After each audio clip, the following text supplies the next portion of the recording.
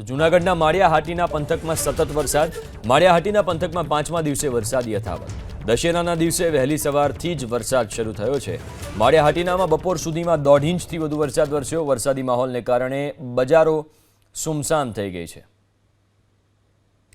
જૂનાગઢના માળિયાહાટીના પંથકમાં પણ વરસાદ છે. આ દ્રશ્યો તમે સ્ક્રીન ઉપર જોઈ શકો છો. સવારથી વરસાદ છે, એના કારણે જે માર્કેટ છે, બજારો છે, એ પણ સુમસામ ભાસી રહી છે.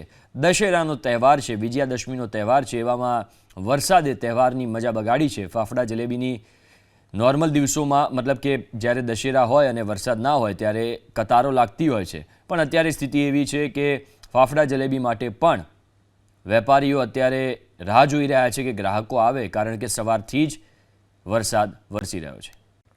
તો જૂનાગઢના માળિયાહાટીના પંથકમાં સતત વરસાદ. માળિયાહાટીના પંથકમાં 5મા દિવસે વરસાદ યથાવત. દશેરાના દિવસે વહેલી સવારથી જ વરસાદ શરૂ થયો છે. માળિયાહાટીનામાં બપોર સુધીમાં 1.5 ઇંચથી વધુ વરસાદ વરસ્યો. વરસાદી માહોલને કારણે બજારો સુમસામ થઈ ગઈ છે.